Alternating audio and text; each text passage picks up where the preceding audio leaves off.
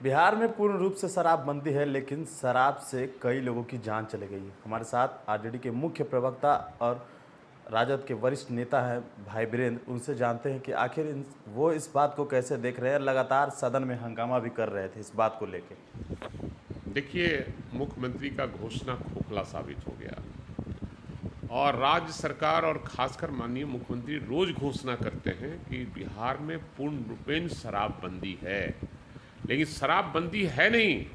हम लोग लगातार कहते रहे हैं कि जब पटना जैसे शहर में, और पटना मुख्यमंत्री का बिहार की राजधानी है, और मुख्यमंत्री के नाक के नीचे 9 करोड़ रुपए का शराब पकड़ा जा रहा है, तो आपके बॉर्डर पर जो पदाधिकारी हैं वो क्या कर रहे हैं?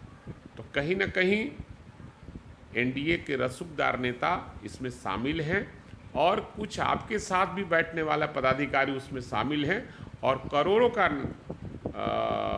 कमीनी हो रहा है और कोई भी थानेदार करोड़पति से कम नहीं हुआ है इस शराबबंदी वाला में के नाम पर।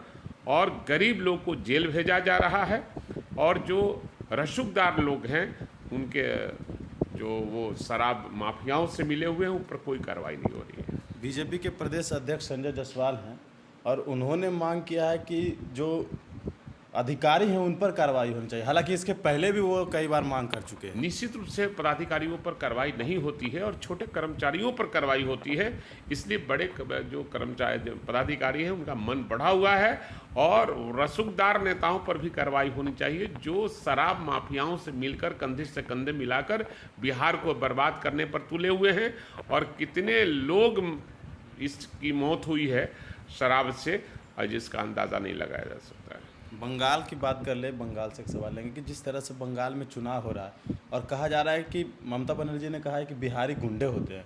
तमाम जो नेता हैं बीजेपी के वो लगातार ये कह रहे हैं कि बिहारियों को गुंडा कहा जा रहा है। ये बीजेपी का फंडा है और ये बीजेपी का प्रचार है। आधा से ज़्यादा बिहारी वहाँ रहते हैं और कभी भी बिहारियों को ममता दीदी कभी ऐसा कर नहीं सकती है और बड़ी प्यार और सम्मान देती है बिहारियों को, ऐसा उनके मुंह से निकल नहीं सकता। ये बीजेपी के लोगों के द्वारा गलत प्रचार किया जा रहा है।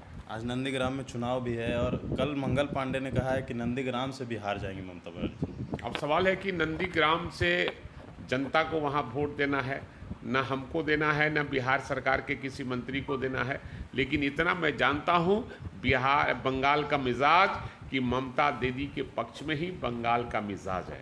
तेजस्वी यादव नीतीश कुमार से आगे निकल गए इंडियन एक्सप्रेस। निश्चित रूप से वो तो पहले से भी हम लोग कह रहे थे कि हमारे नेता तेजस्वी प्रसाद यादव नीतीश कुमार से बहुत आगे हैं, लेकिन लोग मानने को तैयार नहीं थे। लेकिन अब पूरा ये हुआ तो पता चल गया ना कि नीतीश कुमार कितने पायदान पर हैं और हमारे तेजस्वी प्रसाद यादव कितने पायदान उनसे आगे हैं। ये थे हमारे साथ आरजेडी के मुख्य प्रवक्ता भाई वीरेंद्र जी, जिन्होंने बताया कि जिस तरह से बिहार में पूर्ण शराबबंदी है उसके बावजूद भी कई लोगों की जान चली गई और साफ तौर पर जिस तरह से बंगाल में चुनाव होने हैं और आज नंदीग्राम में चुनाव है, देखने वाली बात ये होगी कि आखिर रिजल्ट निकल कर क्या आता है। तब तक के लिए बने न्यूज़ नेशन के साथ नमस्कार।